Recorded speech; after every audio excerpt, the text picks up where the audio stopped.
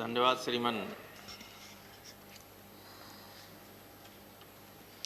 श्रीमान समय के साथ साथ कानून बनाने वाले लोग इतने होशियार हो गए हैं कि जैसा दिखता है कानून वैसा होता नहीं है और जैसा दिखता नहीं है वैसा होता है। वो भी इस कानून के साथ भी है। वैष्णव साहब को सुन रहे थे जैसा लगता था जाने कितने रोजगार दे देंगे। बहुत ही बढ़िया बोले, बहुत एक्सप्लेन किया। गवर्नमेंट को जिस तरह से बिल को डिफेंड करना चाहिए सब बेहतर तरीके से उन्होंने डिफेंड किया। लेकिन मुझे ये लगता है कि अल्टीमेटली ये बिल सारे मिनरल सेक्टर को, माइनिंग सेक्टर को प्राइवेटाइज करने की तरफ ले जा रहा है। 1973 में फॉर एग्जांपल कोल माइंस का लें, सब प्राइवेट हाथ में थी और इस आधार पर कि वहाँ लेबर्स का और अन्य लोगों का बहुत बड़ा एक्सप्लॉयटेशन होता था, गवर्नमेंट ने उसको नेशनलाइज किया, कोल इंडिया का गठन किया, चलता रहा। इसके बाद 96 में एक नया कंसेप्ट आया कोल ब्लॉक के आवंटन का। इसमें जब करप्शन उजागर हुए तो इस गवर्नमेंट को ये बहाना मिला कि चलिए इसको ख़त्म कीजिए, अब नए सिरे से ये कानून लाइए। और चीज़ें हैं या नहीं हैं वो कानून को जानने वाले ज़्यादा समझते हैं, लेकिन एज ए लेमैन मान लीजिए मैं ये कह सकता हूँ कि जो आपने 50-50 की व्यवस्था कर दी है इसका क्या अर्थ है? ये अल्टीमेटली किस तरफ ले जाता है आपको? कोल इंडिया के क्षेत्र में कोल इंडिया खत्म हो जाएगी, प्राइवेट हावी हो जाएंगे और इसी तरह से अन्य जितने भी माइन सेक्टर के अन्य जितने मिनरल्स से जुड़े हुए हैं वो सब भी धीरे धीरे प्राइवेटाइज हो जाएंगे, क्योंकि सरकारी या पब्लिक सेक्टर अंडरटेकिंग्स हैं, उनकी लागत थोड़ी सी ज़्यादा हो। प्राइवेट सेक्टर वाले जो करेंगे माइनिंग वगैरह वो कम होगी तो धीरे धीरे इनको ख़त्म कर देगी।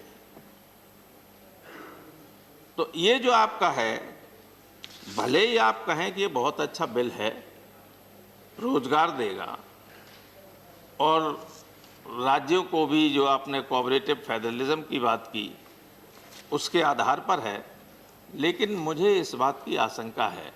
मैं चाहूँगा कि माननीय मंत्री जी जब जवाब दें तो इस बात को ज़रूर स्पष्ट करें कि ये जो 50% को बेचने की आपने व्यवस्था की है कैप्टिव से हटके, वो क्या इन गवर्नमेंट पब्लिक अंडरटेकिंग्स को जिंदा रहने देगी कि नहीं? यही सबसे बड़ा खतरा है। नहीं प्लीज, पब्लिक सेक्टर कहाँ रह जाएगा जब निजी सेक्टर वाले सर्वाइव करेंगे? पब्लिक सेक्टर की तरफ कोई देखेगा भी नहीं, कोई नहीं देखेगा। इसलिए जो केशव राव साहब ने कहा, जो विजय साई रेड्डी साहब ने कहा और जो शुरू में दिग्विजय सिंह ने कहा, बहुत कोई जल्दबाजी में कानून बनाने की जरूरत क्या है? अगर आप इसको सिलेक्ट कमेटी को एक बार भेज दें और लोगों के संदेहों को दूर कर दें तो बेहतर होगा। हम लोगों ने किसानों के बिल पे भी यही तो कहा था कि सिलेक्ट कमेटी को भेज दीजिए, ये कोई झमेला नहीं होता। मैं आपको बता रहा हूँ, सिलेक्ट कमेटी के द्वारा लाए गए कानून पर फिर कहीं कोई आंदोलन नहीं होता। इसलिए ये बहुत फंडामेंटल बात केशव राव साहब ने कही कि आप दे देंगे माइन किसी को और जमीन वाला कहेगा कि हम नहीं दे रहे हैं, जाइए आप बोरिया बिस्तर बांधिए हटिए। तो तमाम चीज़ें हैं, एक चीज़ नहीं, बहुत सारे इसमें टेक्निकलिटीज़ हैं और इसमें बहुत एक्सपर्ट्स की राय भी लेनी पड़ेगी। कमेटी सबको पूछती है, बुलाती है, उसमें टाइम लग सकता है। लेकिन अगर मान लीजिए ये बिल अगले सत्र में पारित हो जाए सिलेक्ट कमेटी के सिफारिशों के आधार पर, तो कौन सा पहाड़ टूटा जा रहा है? न लोगों को कोई शिकायत होगी, न लोगों के मन में आशंका होगी। अभी आशंका है, इसलिए मैं कह रहा हूं कि आशंका है कि पब्लिक सेक्टर अंडरटेकिंग्स धीरे धीरे खत्म हो जाएंगी। कोल इंडिया को तो आप नंबर 1 पे ही खत्म कर देंगे, आप देख लेना राजकुमार जी। ये कोल इंडिया बचेगी नहीं इस कानून के आने के बाद, कुछ दिन वर्षों के बाद खत्म हो जाएगी।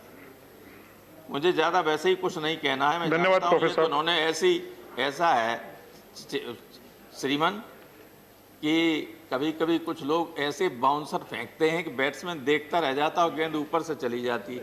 ये ऐसा ही बिल ले आए। धन्यवाद धन्यवाद प्रोफेसर। चली, थैंक यू। श्री रामचंद्र प्रसाद सिंह जी। धन्यवाद वाइस चेयरमैन।